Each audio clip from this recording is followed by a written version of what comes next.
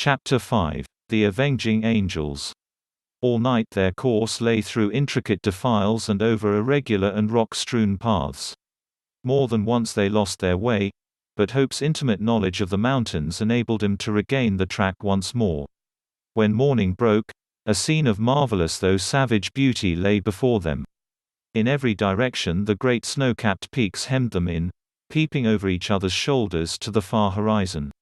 So steep were the rocky banks on either side of them, that the larch and the pine seemed to be suspended over their heads, and to need only a gust of wind to come hurtling down upon them. Nor was the fear entirely an illusion, for the barren valley was thickly strewn with trees and boulders which had fallen in a similar manner. Even as they passed, a great rock came thundering down with a hoarse rattle which woke the echoes in the silent gorges, and startled the weary horses into a gallop. As the sun rose slowly above the eastern horizon, the caps of the great mountains lit up one after the other, like lamps at a festival, until they were all ruddy and glowing. The magnificent spectacle cheered the hearts of the three fugitives and gave them fresh energy. At a wild torrent which swept out of a ravine they called a halt and watered their horses, while they partook of a hasty breakfast. Lucy and her father would fain have rested longer, but Jefferson Hope was inexorable. "They will be upon our track by this time," he said. "Everything depends upon our speed. Once safe in Carson we may rest for the remainder of our lives." During the whole of that day they struggled on through the defiles, and by evening they calculated that they were more than 30 miles from their enemies. At nighttime they chose the base of a beetling crag, where the rocks offered some protection from the chill wind, and there huddled together for warmth, they enjoyed a few hours' sleep. Before daybreak, however, they were up and on their way once more.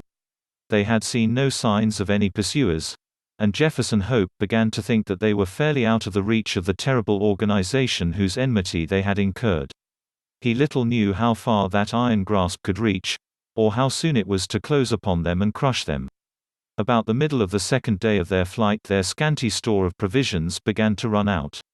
This gave the hunt a little uneasiness, however, for there was game to be had among the mountains, and he had frequently before had to depend upon his rifle for the needs of life.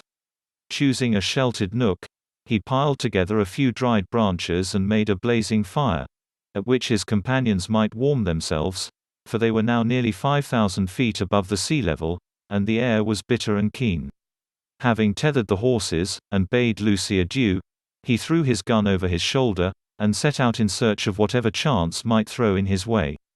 Looking back he saw the old man and the young girl crouching over the blazing fire, while the three animals stood motionless in the background.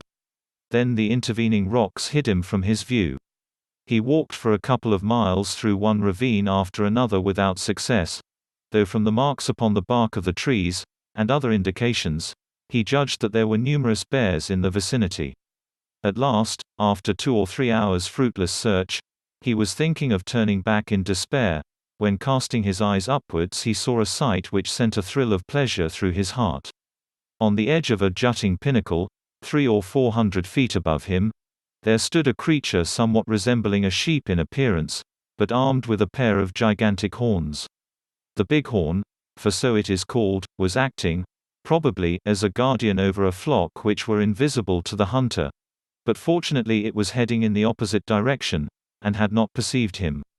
Lying on his face, he rested his rifle upon a rock, and took a long and steady aim before drawing the trigger. The animal sprang into the air, tottered for a moment upon the edge of the precipice, and then came crashing down into the valley beneath. The creature was too unwieldy to lift, so the hunter contented himself with cutting away one haunch and part of the flank. With this trophy over his shoulder, he hastened to retrace his steps, for the evening was already drawing in. He had hardly started, however, before he realized the difficulty which faced him. In his eagerness he had wandered far past the ravines which were known to him, and it was no easy matter to pick out the path which he had taken. The valley in which he found himself divided and subdivided into many gorges, which were so like each other that it was impossible to distinguish one from the other. He followed one for a mile or more until he came to a mountain torrent which he was sure that he had never seen before. Convinced that he had taken the wrong turn, he tried another, but with the same result.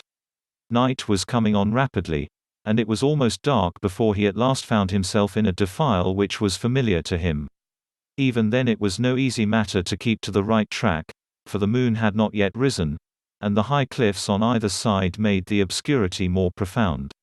Weighed down with his burden, and weary from his exertions, he stumbled along, keeping up his heart by the reflection that every step brought him nearer to Lucy, and that he carried with him enough to ensure them food for the remainder of their journey.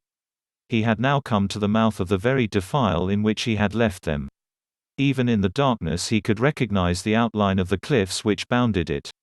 They must, he reflected, be awaiting him anxiously, for he had been absent nearly 5 hours. In the gladness of his heart he put his hands to his mouth and made the glen re-echo to a loud halloo as a signal that he was coming. He paused and listened for an answer.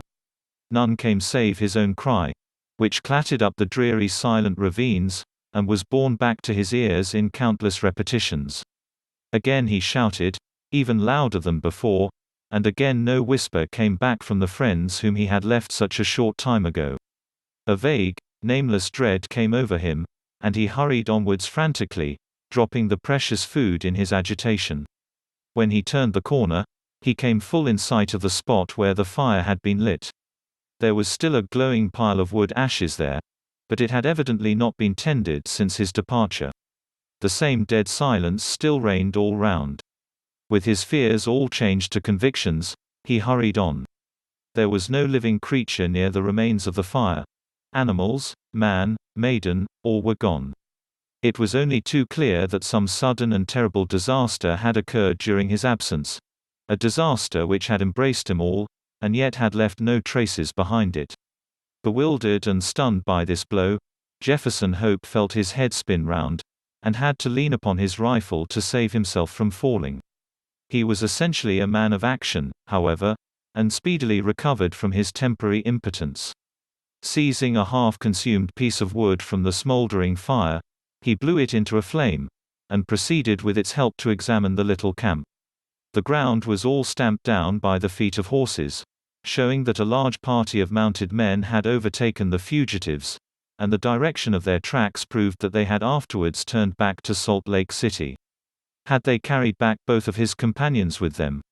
Jefferson Hope had almost persuaded himself that they must have done so, when his eye fell upon an object which made every nerve of his body tingle within him. A little way on one side of the camp was a low-lying heap of reddish soil, which had assuredly not been there before. There was no mistaking it for anything but a newly dug grave. As the young hunter approached it, he perceived that a stick had been planted on it, with a sheet of paper stuck in the cleft fork of it. The inscription upon the paper was brief, but to the point: John Ferrier, formerly of Salt Lake City, 22, died August 4, 1860.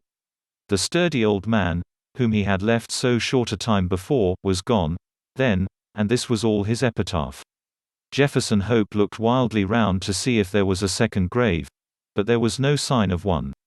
Lucy had been carried back by their terrible pursuers to fulfill her original destiny, by becoming one of the harem of the elder's son. As the young fellow realized the certainty of her fate, and his own powerlessness to prevent it, he wished that he, too, was lying with the old farmer in his last silent resting place. Again, however, his active spirit shook off the lethargy which springs from despair. If there was nothing else left to him, he could at least devote his life to revenge. With indomitable patience and perseverance, Jefferson Hope possessed also a power of sustained vindictiveness, which he may have learned from the Indians amongst whom he had lived. As he stood by the desolate fire, he felt that the only one thing which could assuage his grief would be thorough and complete retribution, brought by his own hand upon his enemies. His strong will and untiring energy should, he determined, be devoted to that one end. With a grim, white face, he retraced his steps to where he had dropped the food, and having stirred up the smoldering fire, he cooked enough to last him for a few days. This he made up into a bundle, and, tired as he was, he set himself to walk back through the mountains upon the track of the avenging angels. For 5 days he toiled footsore and weary through the defiles which he had already traversed on horseback. At night he flung himself down among the rocks, and snatched a few hours of sleep, but before daybreak he was always well on his way. On the sixth day, he reached the Eagle Canon, from which they had commenced their ill-fated flight. Thence he could look down upon the home of the saints. Worn and exhausted, he leaned upon his rifle and shook his gaunt hand fiercely at the silent widespread city beneath him. As he looked at it, he observed that there were flags in some of the principal streets, and other signs of festivity. He was still speculating as to what this might mean when he heard the clatter of horses' hoofs, and saw a mounted man riding towards him. As he approached, he recognized him as a Mormon named Cooper, to whom he had rendered services at different times. He therefore accosted him when he got up to him, with the object of finding out what Lucy Ferrier's fate had been. "I am Jefferson Hope," he said. "You remember me?" The Mormon looked at him with undisguised astonishment. Indeed, it was difficult to recognize in this tattered, unkempt wanderer, with ghastly white face and fierce, wild eyes, the spruce young hunter of former days. Having, however, at last, satisfied himself as to his identity, the man's surprise changed to consternation. "You are mad to come here," he cried. "It is as much as my own life is worth to be seen talking with you. There is a warrant against you from the Holy Four for assisting the Ferriers away." "I don't fear them, or their warrant," Hope said, earnestly. "You must know something of this matter, Cooper. I conjure you by everything you hold dear to answer a few questions. We have always been friends. For God's sake, don't refuse to answer me." "What is it?" the Mormon asked uneasily. "Be quick. The very rocks have ears and the trees eyes. What has become of Lucy Ferrier?" "She was married yesterday to young Drebber." "Hold up, man, hold up, you have no life left in you." "Don't mind me," said Hope faintly. He was white to the very lips, and had sunk down on the stone against which he had been leaning. "Married, you say?" "Married yesterday. That's what those flags are for on the endowment house." There was some words between young Drebber and young Stangerson as to which was to have her. They'd both been in the party that followed them, and Stangerson had shot her father, which seemed to give him the best claim. But when they argued it out in council, Drebber's party was the stronger, so the prophet gave her over to him. "No one won't have her very long though, for I saw death in her face yesterday. She is more like a ghost than a woman." "Are you off, then?" "Yes, I am off," said Jefferson Hope, who had risen from his seat. His face might have been chiseled out of marble, so hard and set was its expression, while its eyes glowed with a baleful light. "Where are you going?" "Never mind," he answered, and, slinging his weapon over his shoulder, strode off down the gorge and so away into the heart of the mountains to the haunts of the wild beasts. Amongst them all there was none so fierce and so dangerous as himself. The prediction of the Mormon was only too well fulfilled. Whether it was the terrible death of her father or the effects of the hateful marriage into which she had been forced, poor Lucy never held up her head again, but pined away and died within a month. Her sottish husband, who had married her principally for the sake of John Ferrier's property, did not affect any great grief at his bereavement, but his other wives mourned over her, and sat up with her the night before the burial, as is the Mormon custom. They were grouped round the bier in the early hours of the morning, when, to their inexpressible fear and astonishment, the door was flung open, and a savage-looking, weather-beaten man in tattered garments strode into the room. Without a glance or a word to the cowering women, he walked up to the white silent figure which had once contained the pure soul of Lucy Ferrier. Stooping over her, he pressed his lips reverently to her cold forehead, and then, snatching up her hand, he took the wedding ring from her finger. "She shall not be buried in that," he cried with a fierce snarl, and before an alarm could be raised sprang down the stairs and was gone. So strange and so brief was the episode, that the watchers might have found it hard to believe it themselves or persuade other people of it, had it not been for the undeniable fact that the circlet of gold which marked her as having been a bride had disappeared. For some months Jefferson Hope lingered among the mountains, leading a strange wild life, and nursing in his heart the fierce desire for vengeance which possessed him. Tales were told in the city of the weird figure which was seen prowling about the suburbs, and which haunted the lonely mountain gorges.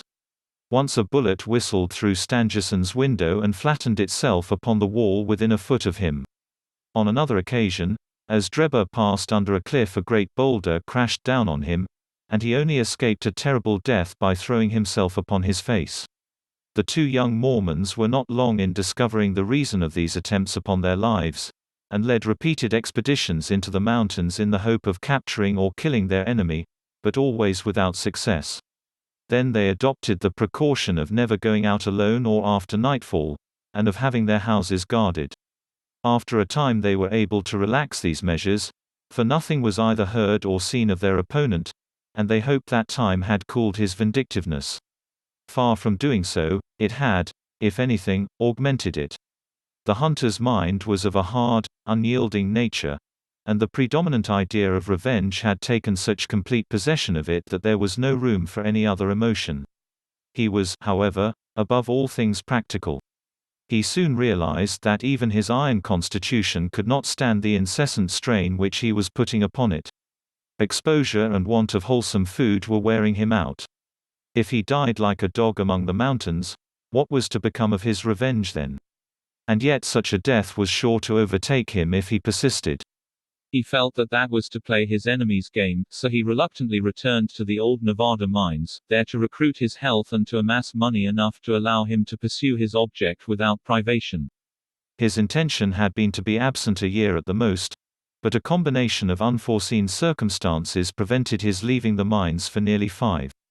At the end of that time, however, his memory of his wrongs and his craving for revenge were quite as keen as on that memorable night when he had stood by John Ferrier's grave. Disguised, and under an assumed name, he returned to Salt Lake City, careless what became of his own life, as long as he obtained what he knew to be justice. There he found evil tidings awaiting him. There had been a schism among the chosen people a few months before, some of the younger members of the church having rebelled against the authority of the elders, and the result had been the secession of a certain number of the malcontents, who had left Utah and become Gentiles. Among these had been Drebber and Stangerson, and no one knew whither they had gone. Rumor reported that Drebber had managed to convert a large part of his property into money, and that he had departed a wealthy man, while his companion, Stangerson, was comparatively poor. There was no clue at all, however, as to their whereabouts. Many a man, however vindictive, would have abandoned all thought of revenge in the face of such a difficulty, but Jefferson Hope never faltered for a moment. With the small competence he possessed, eked out by such employment as he could pick up, he traveled from town to town through the United States in quest of his enemies. Year passed into year, his black hair turned grizzled, but still he wandered on, a human bloodhound, with his mind wholly set upon the one object upon which he had devoted his life. At last his perseverance was rewarded. It was but a glance of a face in a window, but that one glance told him that Cleveland in Ohio possessed the men whom he was in pursuit of. He returned to his miserable lodgings with his plan of vengeance all arranged. It chanced, however, that Drebber, looking from his window, had recognized the vagrant in the street, and had read murder in his eyes.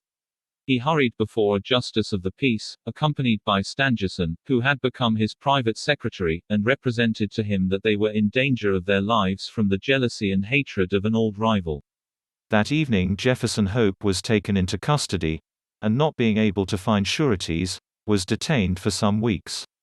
When at last he was liberated, it was only to find that Drebber's house was deserted, and that he and his secretary had departed for Europe. Again the Avenger had been foiled, and again his concentrated hatred urged him to continue the pursuit. Funds were wanting, however, and for some time he had to return to work, saving every dollar for his approaching journey. At last, having collected enough to keep life in him, he departed for Europe, and tracked his enemies from city to city, working his way in any menial capacity, but never overtaking the fugitives. When he reached St. Petersburg they had departed for Paris, and when he followed him there he learned that they had just set off for Copenhagen. At the Danish capital he was again a few days late, for they had journeyed on to London, where he at last succeeded in running them to earth. As to what occurred there, we cannot do better